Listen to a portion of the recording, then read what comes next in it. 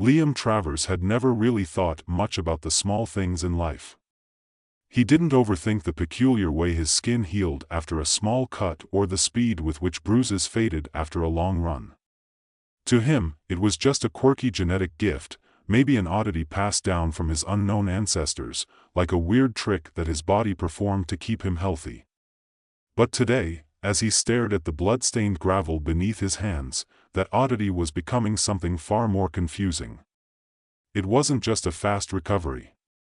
It was something else entirely. Liam had been running through the quiet suburbs on his usual early morning jog, the cool air settling into his lungs, his sneakers pounding rhythmically on the sidewalk, when his foot hit an uneven crack in the pavement. In one fluid motion, he tumbled forward, his face slamming into the ground. The pain was immediate, sharp, and unmistakable. His palms scraped against the gravel, the blood starting to drip from his hand. He groaned, sitting up and holding his injured palm to his chest. "Great," he muttered. "Just great." He hadn't been paying attention. Not that it mattered. He wasn't going to the hospital. He wasn't even sure why he always rushed through these kinds of injuries. It wasn't like they were a big deal to him. But today, something was different. Something he couldn't explain. He was about to stand up when he noticed that the cut on his palm was vanishing before his eyes. The gash that had sliced open his skin was gone. Just gone. Like it had never been there. Liam blinked, stared at his hand, and then did a double take. His mind struggled to grasp what he was seeing. The wound on his palm was no longer there, just smooth, unmarked skin. His breath caught in his throat as he slowly stood, his legs still shaky from the fall.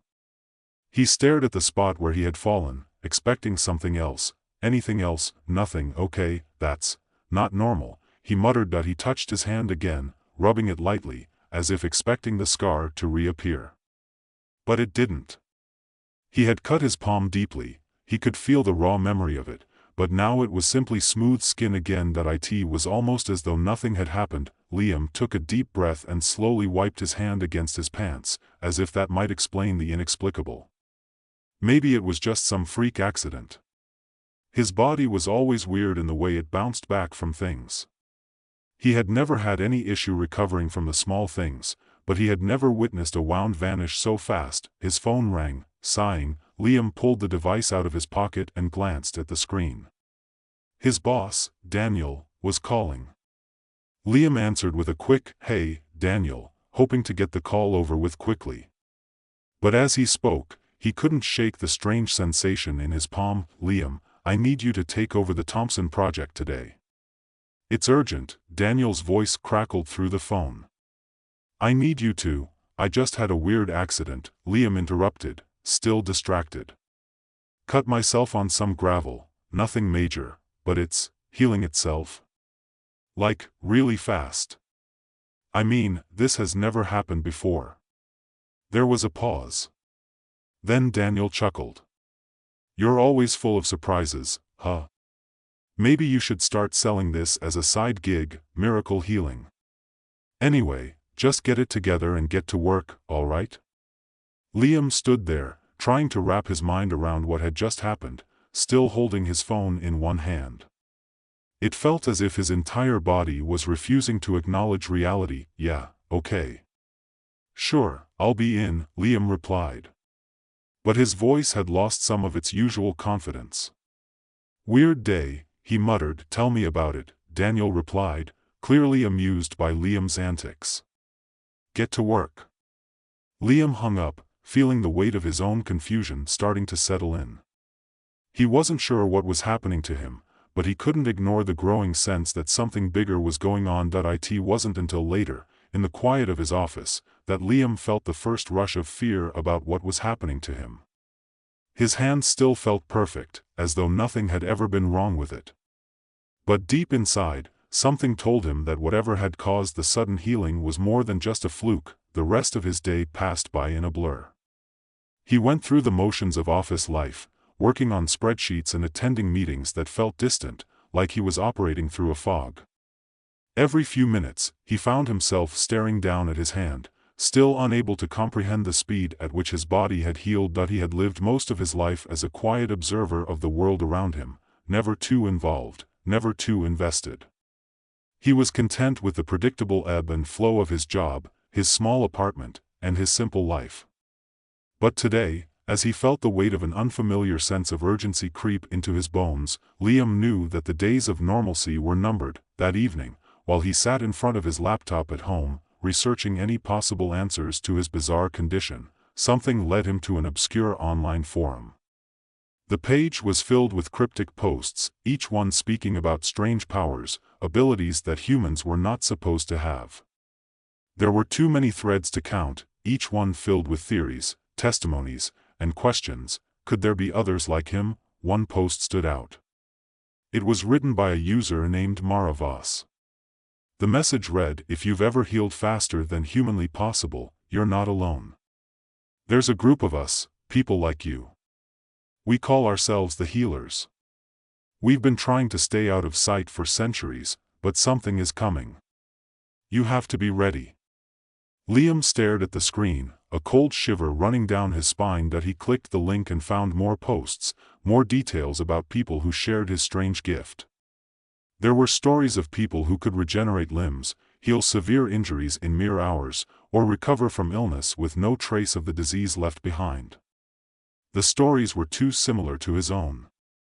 And then the last part of Mara's message hit him like a punch to the gut. There's a war coming, and you need to decide whose side you're on. The next day, Liam couldn't shake the feeling that something was about to change. He kept his eyes open, scanning the crowds as he made his way to work. Every glance felt like a moment too long, every face potentially hiding someone who might know the secret he was only beginning to uncover. He felt the weight of the hidden world pressing on him. He couldn't ignore it any longer. His life, his quiet, ordinary life, was slipping through his fingers, and in its place, an entirely new world was opening up. A world where people like him, people with impossible abilities, were at the center of something much larger than themselves. But as Liam walked through the door of his office building, the most he could do was prepare himself for the strange days ahead. He was about to be pulled into something far greater than he ever imagined. And whether he liked it or not, his life as he knew it was over. Liam's footsteps echoed in the empty hallway as he walked to his desk. The glass doors of his office building slid open automatically, and he stepped into the sterile, fluorescent-lit space of the open-plan office. His cubicle was a sea of beige walls, a small island of monotony among the endless rows of employees hunched over their workstations, eyes glued to their screens. But today, the mundane routine of his 9 to 5 felt somehow out of place. His body felt different, as though it was vibrating at a frequency he couldn't tune into, something he couldn't ignore. As he sat down at his desk, he absently rubbed his palm, recalling the strange healing incident from yesterday. It wasn't just that it happened, it was the fact that it had felt almost unnatural. Something about it screamed too perfect. He tried to push the thoughts from his mind, but they stuck to him like static on his skin. He hadn't been able to get rid of the message Mara had left on the forum either. If he was part of something bigger, something he didn't understand, it was time to find out what. A notification popped up on his screen, yanking him back to reality. It was a reminder for a meeting in 10 minutes. His eyes briefly flicked to the clock on his desk. He had been so lost in thought that he almost missed the start of the meeting. At the very least, he could go through the motions of pretending that everything was normal. It had become his specialty. The meeting room was crowded, but Liam was only half aware of the chatter around him. His thoughts kept drifting to the healers, what Mara had said, the cryptic warning about a war. He felt the tightness in his chest, the gnawing feeling that he was being dragged into something bigger than he could handle. He needed answers, and he needed them soon. As the meeting droned on, his phone buzzed in his pocket, but he ignored it, focusing on the unremarkable slides that flashed on the screen. But the buzzing didn't stop. A second message came through, then a third. Finally, unable to ignore it any longer, Liam pulled his phone out discreetly under the table. The screen lit up with an unfamiliar number. He glanced at the text. Meet me at the old church on 3rd and Maple at midnight. Come alone. The message was from Mara. His heart skipped a beat. It was clear now. The world he thought he knew was no longer his to control. There was something else at play, something far beyond office politics or the humdrum of cubicle life. Liam left the meeting early, feigning a headache, and got into his car. As he drove through the city, his mind raced with possibilities. He didn't know what Mara wanted, or why she'd called him out of the blue, but the message was undeniable. He was being drawn into a world of healers, a secret society, a war for control. The weight of it all began to settle over him as he approached the decrepit church on the edge of town. The place was run down, its once sturdy steeple now leaning at an odd angle, its windows cracked and boarded up. The silence of the area felt oppressive, as though the city itself was holding its breath, waiting. Liam pulled up to the curb and parked his car under the shadow of the church's tower, glancing at his phone one last time to double-check the time. Midnight. He was on time that he stepped out of his car, his shoes crunching against the gravel as he walked toward the entrance. The door was slightly ajar, creaking as the wind shifted through the empty street. A single streetlight cast an eerie glow over the steps. Liam hesitated for a moment, his instinct screaming at him to turn back. But he didn't. Something compelled him forward, some deep, primal need to understand what was happening to him. He pushed the door open with a creak, and the interior was dark, save for a few flickering candles scattered around the perimeter. The heavy scent of dust and decay filled the air. Liam's footsteps echoed on the cracked stone floor as he stepped deeper into the church. His eyes adjusted to the dim light, and in the back corner, he spotted a figure standing under a broken archway. "Mara," he called softly, his voice echoing through the abandoned building. The figure turned slowly. It was her, but there was something about her that felt off. Her face was paler than he remembered, her eyes dark with an intensity he hadn't seen in their previous brief encounters. She studied him with an unreadable expression before speaking. "You came," she said, her voice low and tinged with something that felt almost like relief. "Good. You have no idea how important this is." "I don't," Liam admitted, stepping closer. "But I'm here." "What's going on, Mara? What do you want from me?" Mara's lips curled into a faint smile. She motioned for him to follow her deeper into the church, past the rotting pews and the empty altar, until they reached a hidden door at the back. She pushed it open, revealing a narrow staircase that led down into the earth below. The air smelled stale, musty, like a place long forgotten by time. It was cold, too. Too cold for a place so deep within the city. "This is where it all begins," Mara said, her tone shifting to something darker. "The healers weren't just born. We were made." Liam's confusion deepened. "Made?" Mara nodded. "You're not just some random anomaly, Liam. You were chosen. Just like the others. Like me." The words hit him harder than he expected. Chosen? But by who? For what purpose? He felt a chill race up his spine. Before he could speak, she continued, "The healers are a race apart from humans. We're not mutations, we're the next step in evolution. But evolution isn't always a clean, peaceful thing. Our abilities were engineered, designed by a secret faction that has controlled the course of history for centuries. And now, they want us to fight each other." Liam's mind reeled. He stopped walking, his heart pounding in his chest. He couldn't process what he was hearing. "A war?" he repeated, feeling the weight of the words. "Yes. A war for the future of humanity. Some of us want to protect it, help it evolve into something better. Others believe it's time to take control. And that's where you come in." "I don't understand," Liam said, his voice barely above a whisper. "Why me? I'm just me. I don't want anything to do with this war." Mara's eyes softened, though her gaze remained intense. "That's the part you don't understand, Liam. You're not just you. You're more than you realize. Your abilities are not an accident. They were part of a plan. A plan to make you the key player in this fight. Before Liam could respond, a noise from above broke through the tense silence. Heavy footsteps, more than one set, echoed through the stairwell. Get down, Mara hissed, pulling Liam behind a nearby column. The footsteps grew louder, and Liam's heart raced. Who else was here? From the shadows above, a figure appeared, tall, imposing, his silhouette just barely visible against the dim light. The man stepped forward, revealing sharp, angular features and eyes that gleamed with a predatory intensity. He looked like he'd stepped straight out of a nightmare. Acheron. Liam's blood ran cold. He knew that name. Acheron, the leader of the rogue healers, the ones who believed in domination. The one who had started this war. Liam, Acheron's voice rang out, cool and controlled. I've been waiting for you. Liam's heart pounded in his chest as he pressed himself against the cold stone column. He had heard of Acheron, but seeing him in the flesh was something else entirely.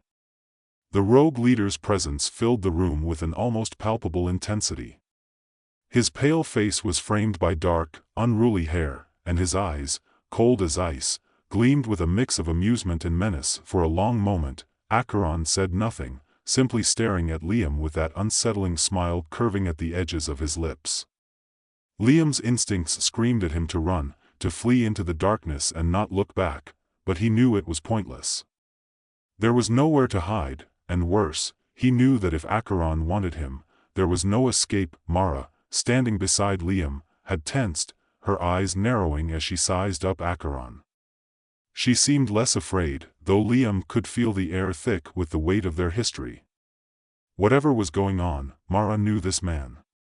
And she did not seem pleased to see him. Liam, Acheron spoke again, his voice low and smooth like honey, but with a venomous edge. You've been hard to find, but now here you are, standing in front of me. He stepped closer, his movements deliberate and calculated. You're the key to everything, Liam. The one we've all been waiting for. Liam swallowed hard. He felt a chill spread through his body, despite the warmth of the dimly lit underground chamber. I don't know what you want from me, Acheron, he said, forcing his voice to remain steady despite the fear bubbling up inside him. I'm not part of your plans. Acheron tilted his head slightly, as if amused by Liam's protest. You think you have a choice in this? You've already been marked. Your blood is ours. You were born to be a part of this war. Liam took a step back, his mind spinning. This wasn't a coincidence. Acheron was right, this had all been leading to this moment. He hadn't asked for any of it, but it seemed like his fate had been sealed long before he even knew about the healers. The truth was undeniable. He was caught in something far bigger than himself. I'm not your weapon, Liam said, his voice firmer now, defiance replacing the fear. And I'm not going to fight your war. Acheron chuckled darkly, as though Liam's words were a source of amusement. You don't understand, Liam. You don't have a choice. You can pretend that you're not a part of this, but you're already in the middle of it. The healers have no choice but to choose sides. And I'm offering you the right one. Liam's gaze flicked to Mara, whose face remained neutral, but the tension in her shoulders spoke volumes. She had seen this play before. Acheron was trying to sway him, to convince him that his future had already been written. But Liam wasn't convinced. Why should I trust you? Liam asked, turning back to Acheron. What's your real goal here? Acheron's smile deepened, and he crossed his arms over his chest. My goal? His voice dropped to a more dangerous tone. I want to reshape the world. You see, Liam, the healers are the future. We're not just here to help humanity, we're here to lead it. The old order, the old ways, they don't work. The world needs new blood, new vision. We need to move past human weakness. The healers will rise, and we will be the rulers of this earth. Liam's mind raced, but his gut told him something was wrong with Acheron's vision. It wasn't about protecting humanity, it was about dominating it. The thought of him in power, leading a race of healers who thought they were superior, made Liam sick to his stomach. "You're insane," Liam said, his voice low but full of disgust. "You want to take over the world. You want to control people like me, like all of us. But that's not who I am." Acheron's smile faltered for just a moment, the darkness in his eyes sharpening. He took a step forward, his voice taking on a cold, menacing edge. "You think you can choose your side, Liam? You think you can walk away from this? I'm offering you the chance to rise above the rest. To finally embrace what you truly are. You felt it, haven't you? The power inside you, growing stronger every day. Why fight it?" Liam's mind raced.